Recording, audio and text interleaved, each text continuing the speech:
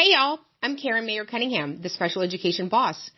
If you've ever felt confused, overwhelmed, or just plain frustrated at the 504 IEP table, you are in the right place. Every week, I'm breaking down the rules, the rights, and the realities of special education so you can walk into meetings informed, empowered, and ready to make real change. And whether you're a parent, a teacher, an advocate, a school-based member, or somebody who's just trying to do right by a student, this podcast gives you straight talk, real answers, and tools that you can use immediately. I'm not here to play politics. I'm not here to play sides. I'm here to train people who sit at the table and teach you how to follow the law, ask the right questions, and protect the rights of students. So go ahead and hit subscribe, share this with a friend, and you know what? Meet me back here every single week. We're not just talking about change. We're making it. Because when you know better, you do better. And when we get it right for the child, we get it right for everybody.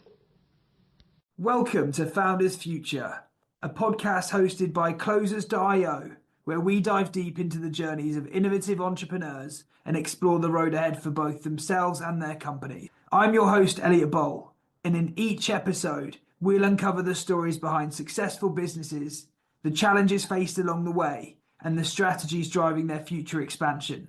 Today, we're excited to have Karen Mayer Cunningham, the CEO and founder of Special Education Academy, joining us. She'll be sharing more about her founding story and giving us a glimpse into her plans for the future.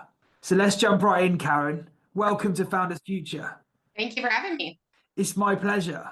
Now, we waste no time. I'm going to ask you a direct question. Can you take us back to the beginning of founding your business? What's the story behind the inspiration? And tell us more about the problem that you're solving, specifically in your industry. Sure. So I had my first child who was perfect, just like his mother, amazing, hitting all milestones. And then all of a sudden, at 18 months, he lost his ability to speak, was emotionally dysregulated, really regressing. And I found out from a friend that you can start school in America if you're 3 and your speech delayed. And I thought, this is fantastic.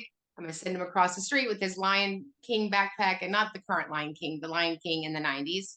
And the teachers are going to take care of everything. That's what they do. They fix everything. And I was surprised at my response from the special education teacher. And so a series of events happened that were not successful. And I just became obsessed with this space, obsessed with the law, and obsessed with these kids. And we have this great federal law in America that says that we educate students with disabilities and we provide them supports and services so we can have equity. And I just thought, that's great. I just remind the school of the simple process. And what I've found is it's not a simple process. And that even though special education in America is 49 years old, sometimes we are 100 years behind. And so I started helping other families. I'm very bossy. It's not just a name, it's something I've trademarked. And so I wanted to help other families lead them through this process, which is very confusing. It's very daunting. A lot of legal words in a way that I have one mission statement. When we get it right for the child, we get it right for everybody. And so that's my heart. So my job is to take parent passion and educator wisdom and put them together and craft a document, a program to serve kids with disabilities. And so I've been doing that since the 90s. You probably weren't even born, Elliot, back when I had a thyroid.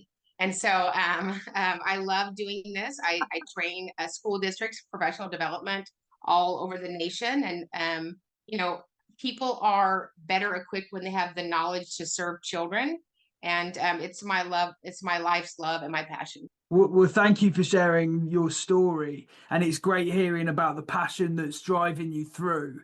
I'm imagining, especially within your space, it must have been quite challenging to navigate and try and impact the problem in the early days. Can you give us an example of some of the challenges and maybe one that you were able to overcome?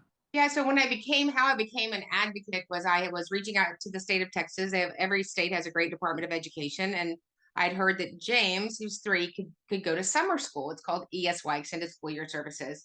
And I'd called the state, and these really nice, laid-back ladies helped me with the language. So I get to my meeting, and I say, I want James to go to ESY summer school. And they're like, oh, he doesn't qualify, blah, blah, blah, blah, blah. And so I wasn't lying. I was embellishing. It's one of my gifts as a comedian.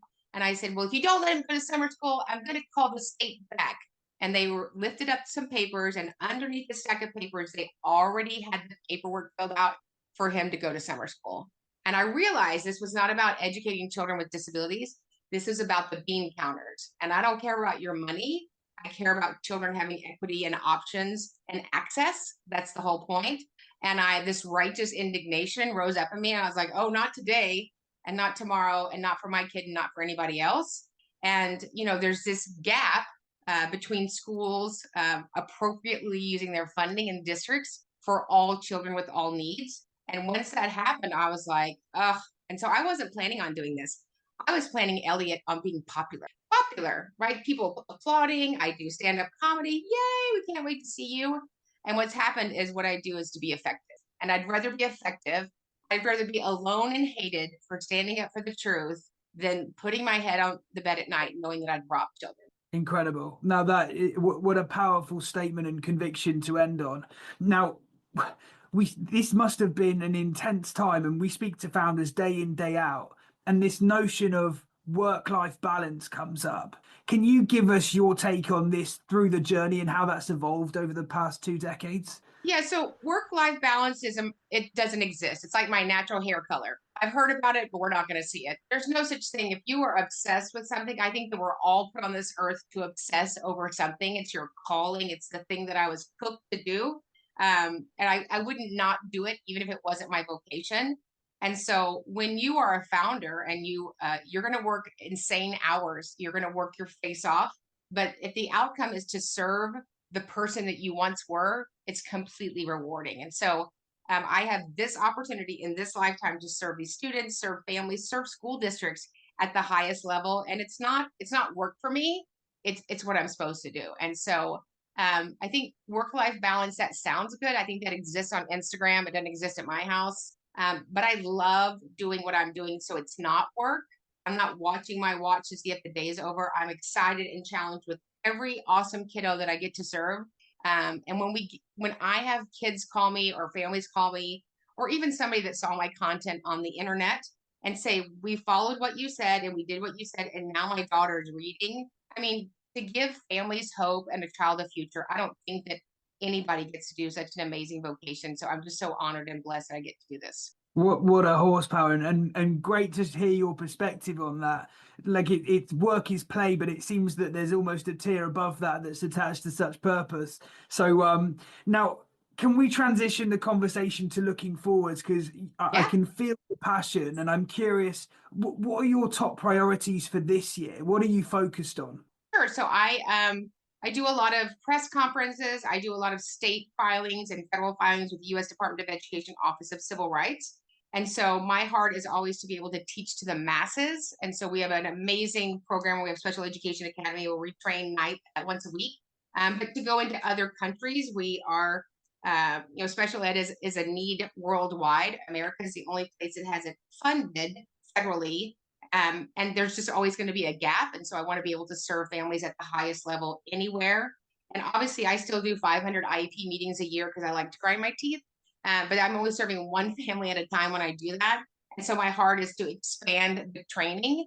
When we started Special Education Academy, we assumed that it would be for parents. And the great thing out of it is almost 3/4 of the people that serve and buy our courses and come to our trainings are actually school-based members because the education for them doesn't exist. They'll say, Elliot, you're a great teacher. Now you're in charge of special ed. Go Bobcats. I'm like, well, go Bobcats, but don't you want to train Elliot? No, he's doing great. And so we have these wonderful teachers that are doing a great job, but they are not equipped. And so I think that I am an expert in my space. And whether that includes going to the Capitol Hill or anywhere, I will stand up for kids anywhere. And so somebody has to do that for them. That's incredible. And we're talking about impact at scale globally, Yes. different mechanisms or people that are interacting in the journeys of these children, and then obviously the parents and the families themselves. I'm curious because you've seen this space, you know this space, as you mentioned, you're the expert in this space. How do you see the industry or this specific space, let's call it, evolving in the coming year? And what are you thinking about or excited about the most? Yeah, we had this little thing in America called the pandemic. I think we had it everywhere. And Friday, March 13th, 2020, the world stopped.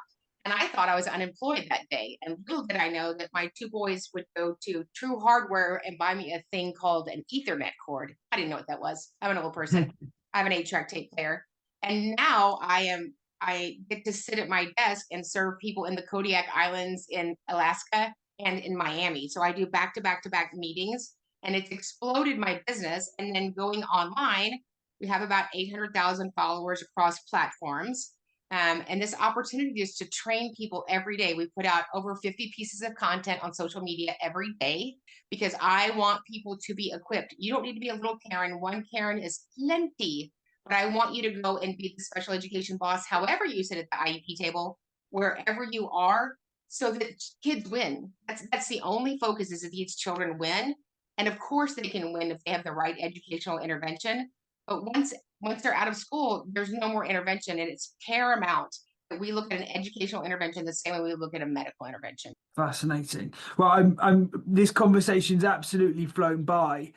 Before we wrap up, Karen, what's the one best piece of advice that you'd have to share others on a mission like you, other founders trying to really build for impact and scale of their impact? Yeah, I would say be pristinely focused on your one objective.